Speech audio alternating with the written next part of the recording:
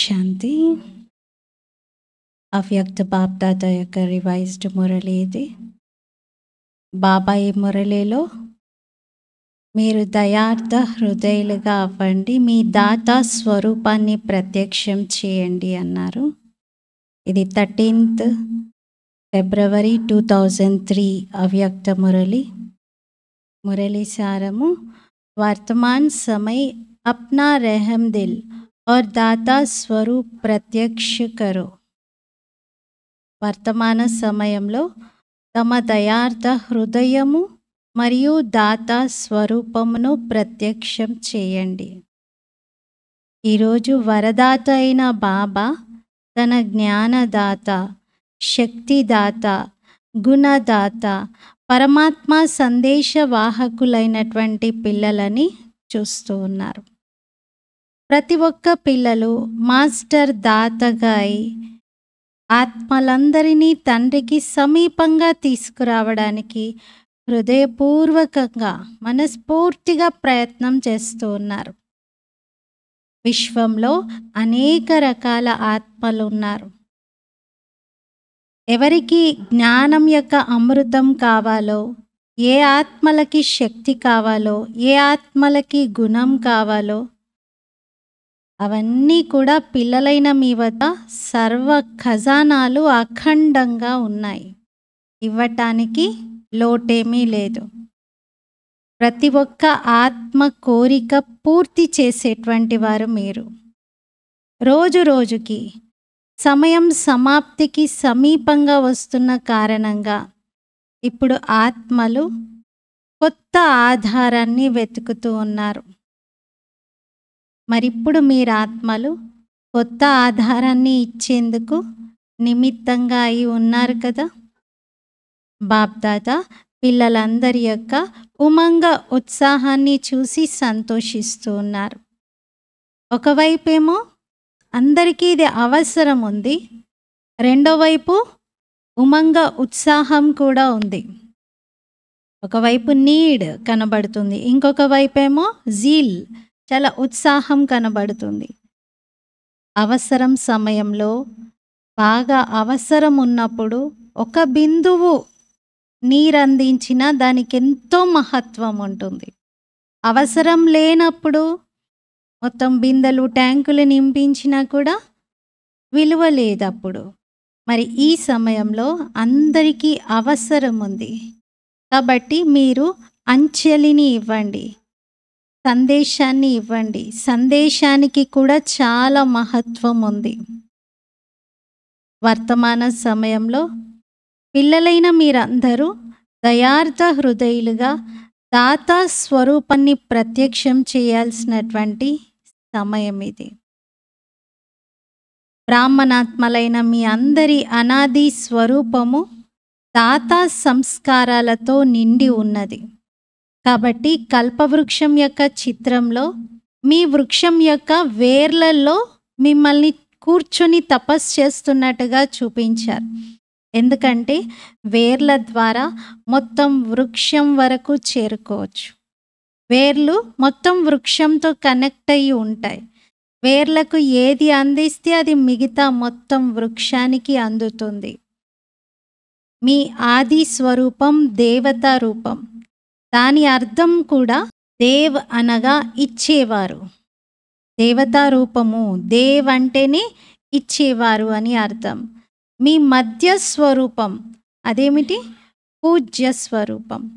మరి పూజ్య రూపంలో మీ చిత్రాలు మధ్య సమయంలో కూడా వరదానాన్ని ఇస్తూ ఉండేవి, ఆశీర్వాదాలను ఇస్తూ ఉండేవి. ఆశీర్వాదం ఇచ్చేటువంటి దాత రూపంలోనే ఉన్నాయి. ప్రతి మందిరంలో చూడండి మూర్తి ఇలా దీవిస్తూ ఉన్నట్టుగా, ఆశీర్వాదం ఇస్తున్నట్టుగా ఉంటుంది. మరి ఆత్మలైన మీరు విశేష స్వరూపంతో దాతగా ఉన్నారు. మీ విశేష స్వరూపమే దాత స్వరూపం. మరి మీరందరూ కూడా పరమాత్ముని సందేశవాహకులుగా అయి విశ్వంలో తండ్రిని ప్రత్యక్షం చేసే సందేశాన్ని వ్యాప్తి చేసేవారు. మరి ప్రతి ఒక్క బ్రాహ్మణ పిల్లలు ఇది చెకింగ్ చేసుకోండి. అనాది ఆది మనది రెండు కూడా దాత స్వరూపమే. ఇవి ఇమర్జ్ అయి ఉంటున్నాయా అని బాబా అడుగుతున్నారు. దాత సంస్కారం కలిగిన ఆత్మలకు గుర్తులేమిటి మరి? వారెప్పుడు కూడా సంకల్ప మాత్రంగా కూడా వీరు ఇస్తే నేను ఇస్తాను, వారు చేస్తే నేను చేస్తాను అని ఆలోచించారు. నిరంతరం ఓపెన్ భండారం ఉంటుంది వారిది. మరి బాప్దాదా నలువైపులా ఉన్నటువంటి పిల్లలలో దాత సంస్కారాన్ని ఇప్పుడు చూడాలనుకుంటున్నారు. బాబా ఏం చూసి ఉంటారు? నంబర్ వారీగా అయితే అందరూ ఉండే ఉంటారు. ఎప్పుడు మీరు ఇలా సంకల్పంలో కూడా చేయకండి, వాళ్ళు చేస్తే నేను చేస్తాను, ఒకరు చేస్తే ఇంకొకరం చేస్తాం, వాళ్ళు వెళ్తే నేను వెళ్తాను, వాళ్ళు ఇస్తే నేను ఇస్తాను. దాత సంస్కారము ఇలా ఉండదు. దాతగా ఉన్నవారు ఇంకొకరి కోసం చూడరు. దాత సంస్కారం కలిగిన వారు అన్ని వైపుల నుండి సహయోగాన్ని స్వతహాగా ప్రాప్తించుకుంటారు. దాతగా ఉన్నటువంటి వారికి ఇవ్వడానికి ఎప్పుడు లోటు అనిపించకుండా అన్నీ ప్రాప్తించుకుంటూ ఉంటారు వారు. అంటే వాళ్ళకి ఇవ్వాలని సంకల్పం ఉంటే ఇంక ఇస్తూనే ఉంటారు. సోర్సెస్ పుడతాయి. నా దగ్గర లేదు ఇవ్వడానికి అని అంటే వాళ్ళు దాతగా లేరు. దాతగా ఉంటే లేకపోయినా ఇవ్వడానికి కల్పిస్తాడు భగవంతుడు. అలా అన్ని స్వతహాగా అన్ని వైపుల నుండి సహయోగం ప్రాప్తిస్తుంది. కేవలం ఆత్మల ద్వారా సహయోగం మాత్రమే కాదు, కానీ ప్రకృతి ద్వారా కూడా సమయం అనుసారంగా సహయోగం లభిస్తూ ఉంటుంది. ప్రకృతి కూడా సహయోగిగా అవుతుంది. ఇది సూక్ష్మమైనటువంటి లెక్క. సదా దాతగా ఎవరైతే అవుతారో వారి పుణ్యం యొక్క ఫలం సమయానికి సహయోగం రూపంలో, సమయానికి సఫలత రూపంలో ఆత్మకు సహజంగానే ప్రాప్తిస్తుంది. అందుకే సదా దాత సంస్కారాలను ఇమర్జ్ రూపంలో ఉంచుకోండి. పుణ్యం యొక్క ఖాతా 1కి 10 రెట్ల ఫలాన్ని ఇస్తుంది. మరి రోజంతలో నోట్ చేసుకోండి. సంకల్పం ద్వారా, వాణి ద్వారా, సంబంధ సంపర్కం ద్వారా పుణ్యాత్మగా అయి పుణ్యం యొక్క ఖాతాను ఎంత జమ చేసుకున్నారు? మనసా సేవ కూడా పుణ్యం యొక్క ఖాతాను జమ చేస్తుంది. వాచ ద్వారా ఒకరి బలహీనతను సమాప్తం చేసి వారి లోపల సంతోషాన్ని ఉత్పన్నం చేయటం, బలహీనమైన ఆత్మలకు సంతోషాన్ని కలిగించటం, అశాంతిగా ఉన్నటువంటి ఆత్మలకు శాంతి యొక్క అనుభూతి చేయించటం, వారి స్వీయ గౌరవంలోకి వారిని తీసుకురావడం, వారి స్వధర్మాన్ని పరిచయం చేయించటం, నిరుత్సాహంగా ఉన్నటువంటి ఆత్మలకు వాచ ద్వారా ఉమంగ ఉత్సాహాన్ని కలిగించడం, సంబంధ సంపర్కంలో వచ్చేటువంటి ఆత్మను తన శ్రేష్ఠ సాంగత్యం అనే రంగు ద్వారా పరమాత్మకి సమీపంగా చేయటం, ఈ అనుభూతిని చేయించటం. ఈ విధితో పుణ్యం యొక్క ఖాతాను మీరు జమ చేసుకోవచ్చు. ఎన్నున్నాయి పుణ్యం ఖాతాలు జమ చేసుకోవడానికి? ఈ జన్మలో ఎంత పుణ్యం జమ చేసుకుంటారో అర్ధకల్పం అదే పుణ్యం యొక్క ఫలాన్ని తింటారు. ఈ జన్మలో చేసుకున్న పుణ్యమే అర్ధకల్పం ఫలం తింటారు. మిగతా అర్ధకల్పము మీ జడమైనటువంటి చిత్రాలు పాపాత్మలను వాయుమండలం ద్వారా పాపాల నుండి ముక్తులుగా చేస్తారు. పాపాత్మలను పాపాల నుండి ముక్తులుగా చేస్తారు. ఎలా? మీ వైబ్రేషన్స్తో వాయుమండలాన్ని పరివర్తన చేసి పతిత పావనిగా అయిపోతారు. మరి బాప్దాదా ప్రతి ఒక్క పిల్లల యొక్క జమ ఖాతాను, పుణ్య ఖాతాను చూస్తూ ఉన్నారు. బాప్దాదా వర్తమాన సమయంలో పిల్లలందరికీ సేవ పట్ల ఉన్నటువంటి ఉమంగ ఉత్సాహాన్ని చూసి ఎంతో సంతోషపడుతున్నారు. మెజారిటీ పిల్లల్లో సేవ యొక్క ఉమంగం చాలా బాగుంది. ఏదైనా బాబా సేవ చెయ్యాలి అని అందరూ వారి వారి వైపు నుండి సేవా ప్లాన్ని ప్రాక్టికల్గా తీసుకొస్తున్నారు. దీని కొరకు బాప్దాదా హృదయపూర్వకంగా శుభాకాంక్షలని ఇస్తున్నారు. మంచిగా చేస్తున్నారు, మంచిగా చేస్తూనే ఉంటారు. అన్నింటికంటే గొప్ప విషయం, మంచి విషయం ఏమిటి అంటే అందరి సంకల్పాలు మరియు సమయం బిజీ అయిపోయాయి అంటున్నారు. ఇది చాలా మంచి విషయం. సంకల్పాలలో సేవ పట్ల ఆలోచనలే కలుగుతున్నాయి అందరికీ. అలాగే సమయం కూడా వేస్ట్ అవ్వట్లేదు. టైం కూడా సేవలోనే గడిచిపోతూ ఉంది. సంకల్పంలో, సమయంలో బిజీ అయిపోయారు. ప్రతి ఒక్కరికి ఇదే లక్ష్యం ఉంది. నలువైపులా సేవతో అందరి కంప్లైంట్స్ని ఇప్పుడు పూర్తి చేయాలి అని. బ్రాహ్మణుల దృఢ సంకల్పంలో చాలా గొప్ప శక్తి ఉంటుంది. ఒకవేళ బ్రాహ్మణులు దృఢ సంకల్పం చేస్తే సాధ్యమవ్వంది ఏదైనా ఉంటుందా? జరగనిది ఏదైనా ఉంటుందా? కేవలం యోగము జ్వాల రూపంలోకి రావాలి. బ్రాహ్మణులందరి యొక్క సంఘటితమైన యోగము జ్వాల రూపిగా అవ్వాలి. యోగము జ్వాల రూపిగా అయినప్పుడు ఆ జ్వాలతో ఆత్మలందరూ స్వతహాగా వచ్చేస్తారు. ఎక్కడైనా బాగా మంటలు, ప్రకాశము, వెలుగు ఉంది అంటే అందరు అక్కడికి వస్తారు కదా. ఎందుకంటే జ్వాల, లైట్ లభించడంతో అందరికీ దారి కనబడుతుంది.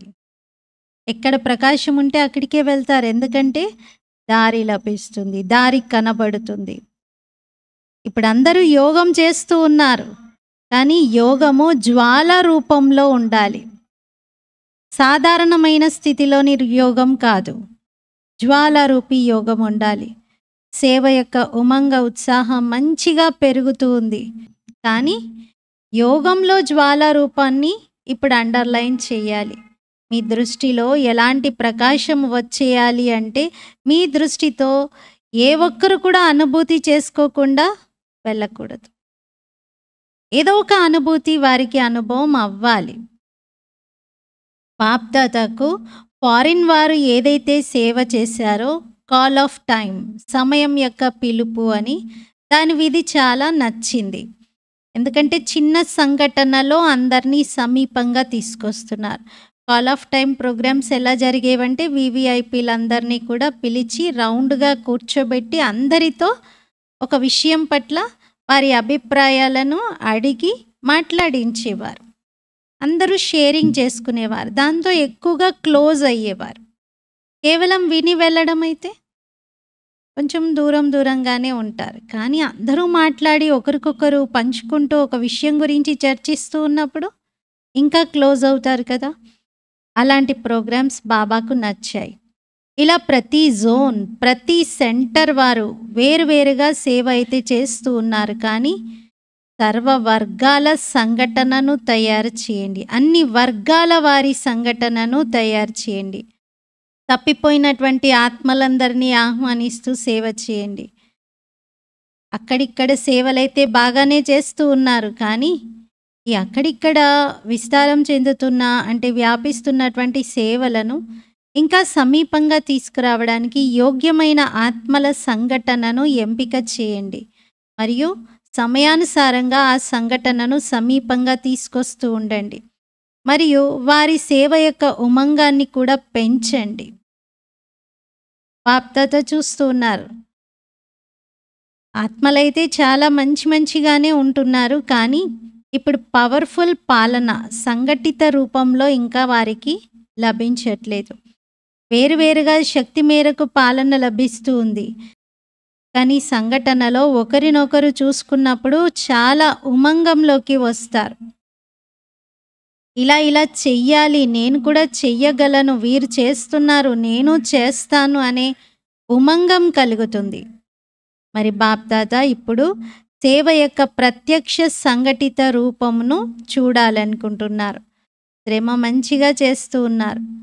ప్రతి ఒక్కరూ తమ వర్గం యొక్క, ఏరియా యొక్క, జోన్ యొక్క, సెంటర్ యొక్క సేవను చేస్తూ ఉన్నారు. బాప్దాదా సంతోషిస్తూ ఉన్నారు. ఇప్పుడు అందరినీ సమీపంగా తీసుకురండి అంటున్నారు. ప్రవృత్తి వారు కూడా ఉమంగంతో బాప్దాదా దగ్గరికి వచ్చేసారు.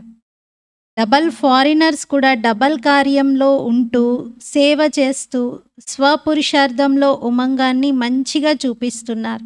ఇది చూసి బాప్దాదాకు సంతోషంగా ఉంది.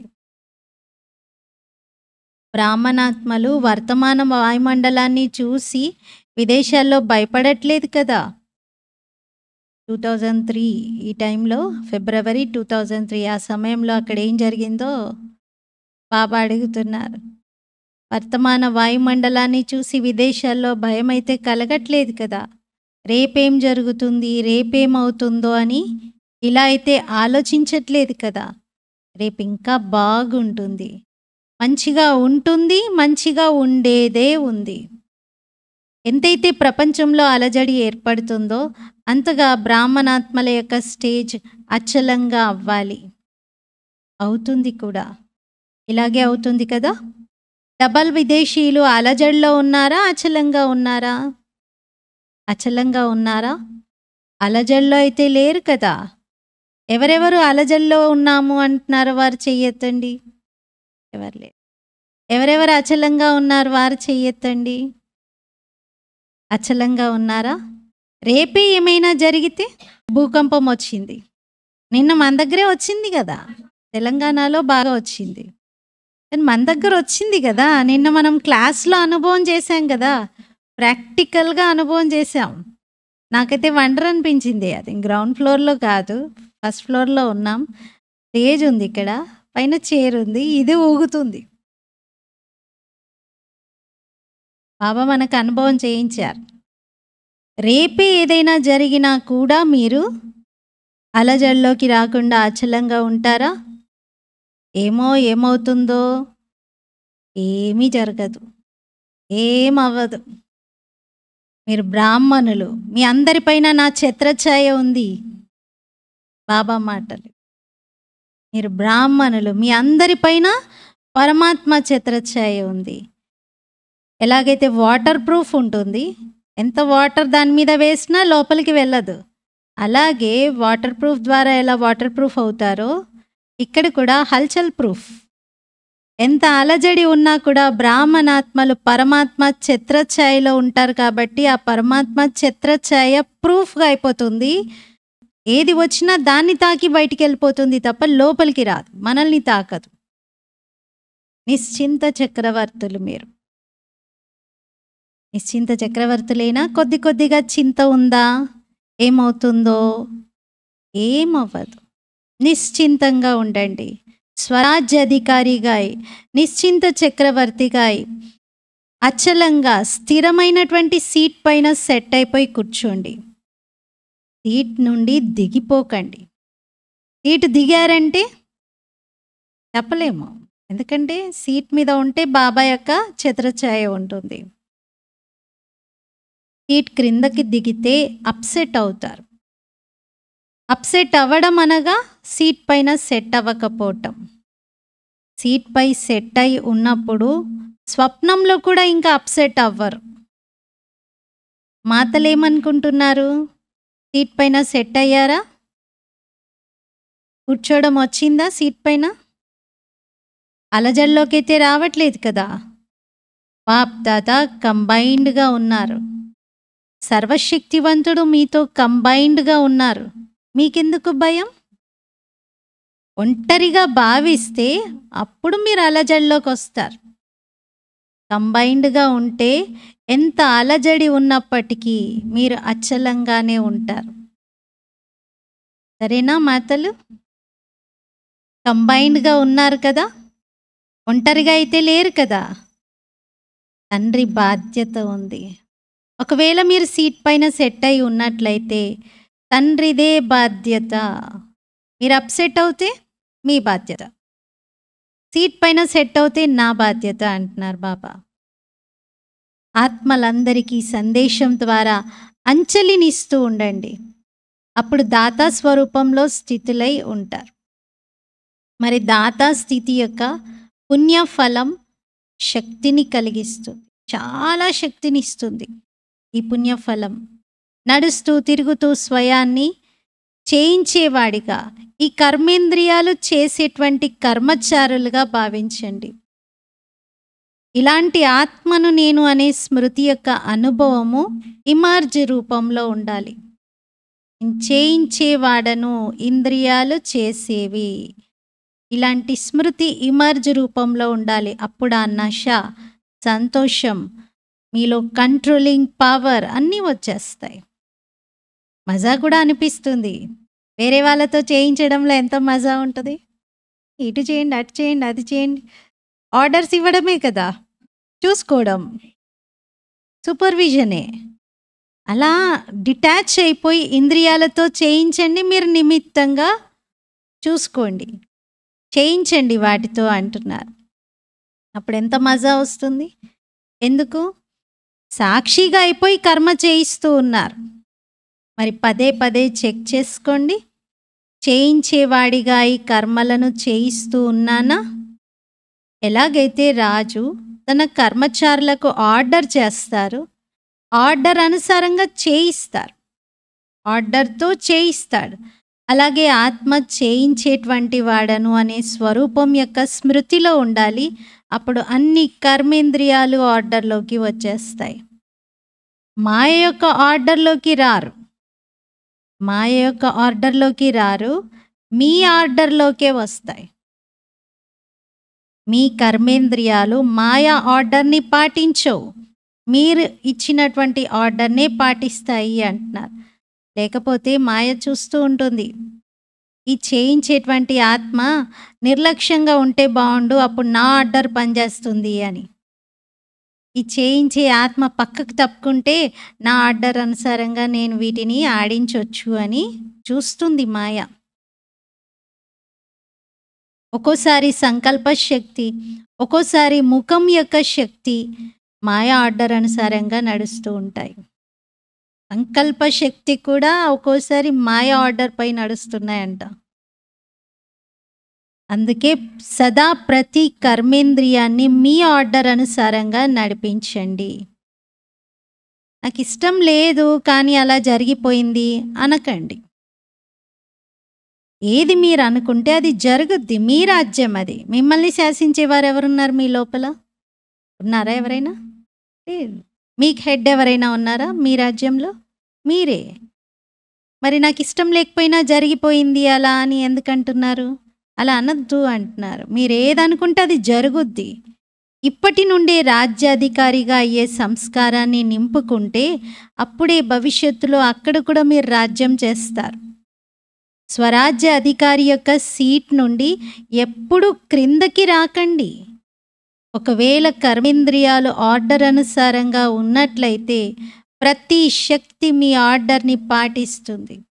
ప్రతి శక్తి. ఏ శక్తిని ఏ సమయంలో కావాలి అనుకుంటే, అవసరం ఉంది ఇప్పుడు నాకు ఈ శక్తి కావాలి అనుకుంటే ఆ సమయంలో అది హాజరైపోతుంది. పని పూర్తయిపోయిన తర్వాత అప్పుడు ఆర్డర్ చేసి సహన శక్తి రా అని అప్పుడంటే లాభం ఏముంది? పని పూర్తయిపోయిన తర్వాత వస్తే లాభమా? ఆ కార్యంలో ఎప్పుడు అవసరమో అప్పుడు ఇమర్జ్ అవ్వాలి శక్తులు అనేవి. ప్రతి శక్తి మీ ఆర్డర్ అనుసారంగానే హాజరవ్వాలి.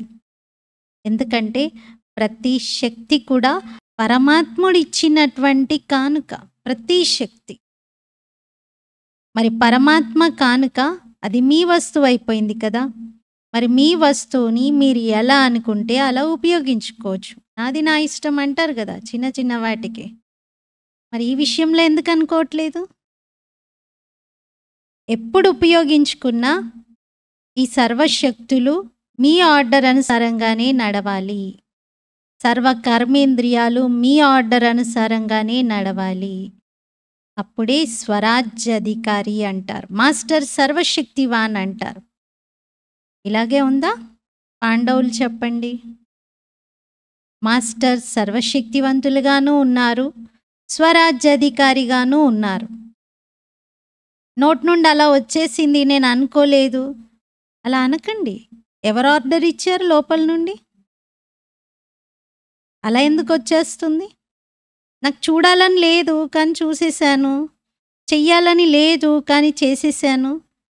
ఎవరు ఆర్డర్ అనుసారంగా చేశారు? లోపల ఇంకొకరైతే ఎవరు లేరు. డెఫినెట్లీ అది మీ ఆర్డరే. మీరు సూక్ష్మంగా ఆర్డర్ ఇవ్వకుండా సైగ చేశారేమో. ఇప్పుడు ఆర్డర్ ఇవ్వడానికి 2 రకాలు ఉంటుంది. కొన్ని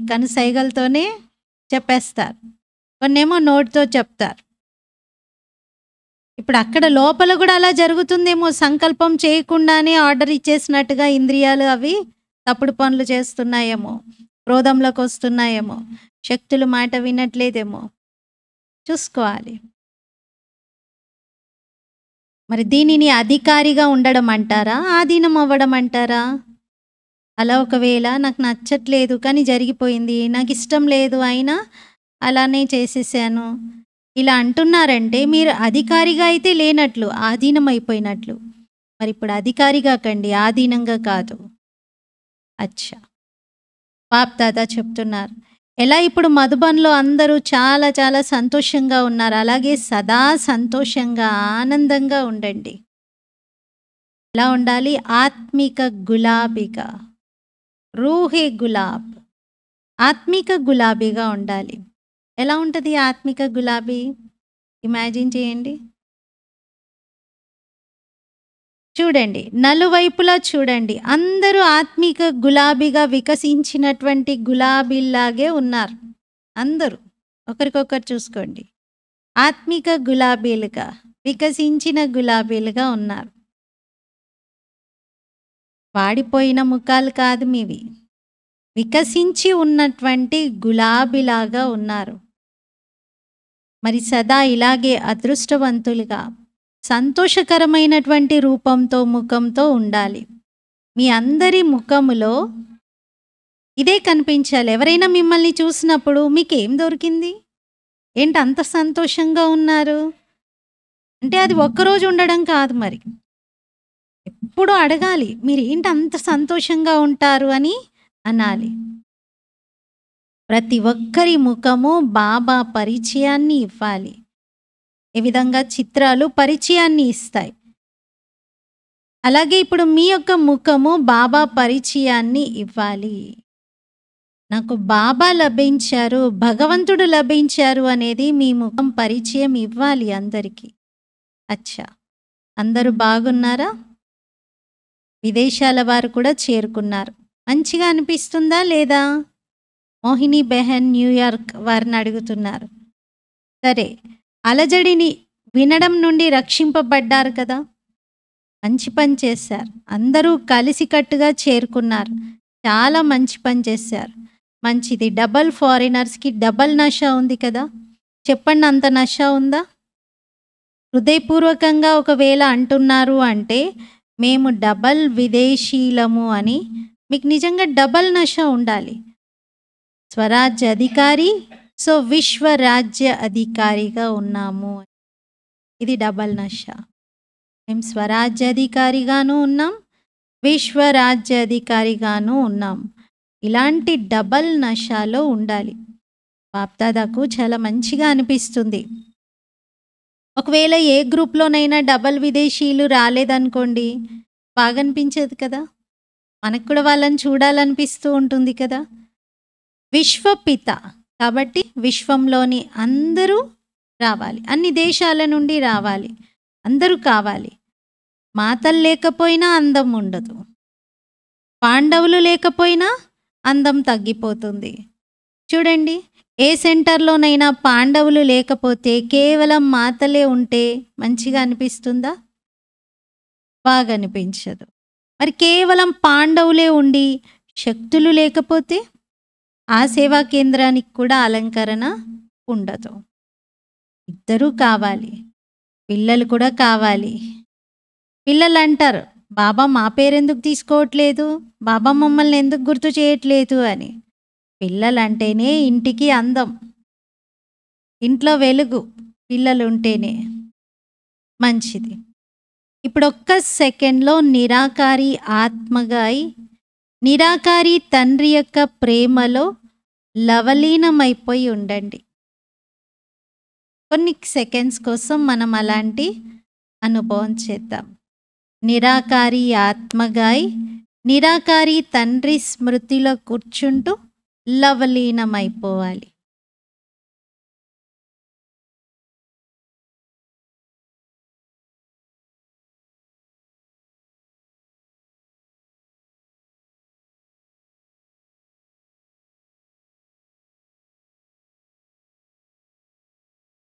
నలువైపులా ఉన్న సర్వస్వరాజ్య అధికారి, సదా సాక్షి స్థితి యొక్క సీట్ పైన సెట్ అయి ఉండేటువంటి అచలమైన స్థిరమైన ఆత్మలకు, సదా దాతా స్థితి యొక్క స్మృతితో సర్వులకు జ్ఞానం, శక్తి, గుణాలను ఇచ్చేటువంటి దయార్థ హృదయులైన ఆత్మలకు, సదా తన యొక్క ముఖం ద్వారా బాబా చిత్రాన్ని చూపించేటువంటి శ్రేష్ఠ ఆత్మలకు, సదా అదృష్టవంతులకు, సంతోషకరంగా ఉండేటువంటి ఆత్మిక గులాబీలైన పిల్లలకు, ఆత్మిక తండ్రి యొక్క బాప్ దాదా యొక్క ప్రియ స్మృతులు మరియు నమస్తే. हम रूहानी बच्चों की रूहानी बाप दादा को याद, प्यार, गुड मॉर्निंग और नमस्ते.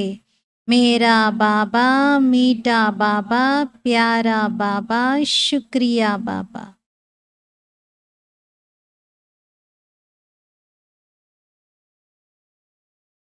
ఈ యోగ జ్వాలతోనే వినాశన జ్వాలలో ఫోర్స్ వస్తుంది. ఇప్పుడు చూడండి, ప్రోగ్రామ్స్ తయారు చేస్తూ ఉన్నారు, తర్వాత ఆలోచనలో పడిపోతున్నారు. యోగంతో వికర్మలు వినాశనం అవుతాయి, పాపకర్మల యొక్క బరువంతా భస్మం అయిపోతుంది. సేవతో పుణ్య ఖాతా జమ అవుతుంది. రెండూ అవసరం. పాత ఖాతాలను ఖాళీ చేసుకోవడం అవసరం, నింపుకోవడం కూడా అవసరం. ఖాళీ చేసి ఖాళీ సంచులు పెట్టుకుంటే లాభం ఏముంది?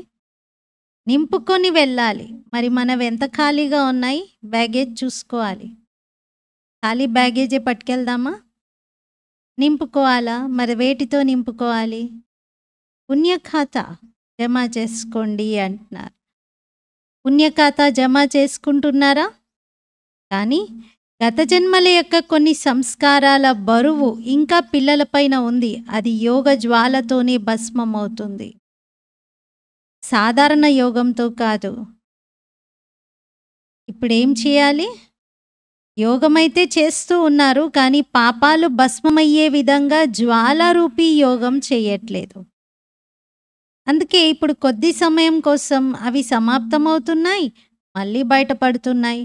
ఎందుకంటే రావణుణ్ణి చూడండి, మరణిస్తూ ఉంటాడు, మళ్ళీ తగలబెడుతూనే ఉంటారు. భస్మం అయిపోయినట్టుగానే అనిపిస్తుంది. जलाते हैं फिर हड्डियां भी पानी में डाल देते हैं. అందుకే రావణుని చూడండి, చంపుతారు, కాలుస్తారు, తర్వాత ఎముకలను కూడా తీసుకెళ్ళి నీళ్ళల్లో కలిపేస్తారు, పూర్తిగా భస్మం అయిపోవాలి అని. గత సంస్కారాలు, బలహీన సంస్కారాలు పూర్తిగా భస్మం అయిపోవాలి. కేవలం భస్మం అవ్వడం కాదు, పూర్తిగా భస్మం అయిపోవాలి. మరణిస్తున్నారు ఇప్పుడు, కానీ భస్మం చెయ్యట్లేదు. మరణించిన తర్వాత మళ్ళీ తర్వాత జీవించడానికి అవి భస్మం కాకపోతే పునర్జీవనం కలుగుతుంది. మరణించిన తర్వాత ఒకవేళ పూర్తిగా భస్మం చేయలేదనుకోండి, మళ్ళీ జీవిస్తారు, మళ్ళీ పుడతాయి. అంటే మళ్ళీ వాటిల్లో ప్రాణం, చలనం వచ్చేస్తుంది. సంస్కార పరివర్తనతోనే సంసార పరివర్తన జరుగుతుంది. ఇప్పుడు సంస్కారాల యొక్క లీల నడుస్తూ ఉంది. సంస్కారాలు మధ్య మధ్యలో ఇమర్జ్ అవుతున్నాయి కదా. పేరు గుర్తులన్నీ కూడా సమాప్తమైపోయి సంస్కార పరివర్తన జరగటం, దీనిపైన ఇప్పుడు విశేషంగా అండర్లైన్ చేసుకో. నామో నిషా అని అంటున్నారు. పేరు గుర్తులు కూడా లేకుండా ఒక సంస్కారం సమాప్తం అవ్వాలి. సంస్కార పరివర్తన లేకపోతే వ్యర్థ సంకల్పాలు కలుగుతాయి, వ్యర్థ సమయం కూడా కనపడుతుంది. వ్యర్థం చాలా నష్టపరుస్తుంది, వ్యర్థము చాలా నష్టాన్ని కలిగిస్తుంది. జరిగేదైతే ఉంది.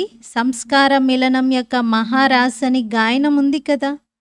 ఇప్పుడు రాజ్ చేస్తున్నారు, కానీ మహారాజ్ చేయట్లేదు. మహారాజ్ ఎందుకు జరగట్లేదు అని దాది అడుగుతున్నారు. అండర్లైన్ చేసుకోవట్లేదు, దృఢత లేదు అంటున్నారు. నిర్లక్ష్యం రకరకాలుగా కనబడుతుంది. అందుకే మహారాజ్ చేయలేకపోతున్నారు అంటున్నారు.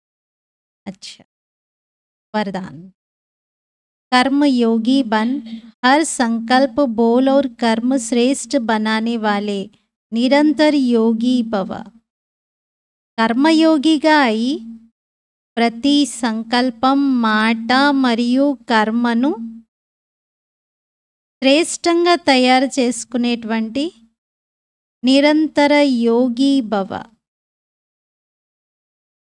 కర్మయోగిగా అయి ప్రతి సంకల్పం, మాట మరియు కర్మను శ్రేష్టంగా తయారు చేసుకునేటువంటి నిరంతర యోగి భవ.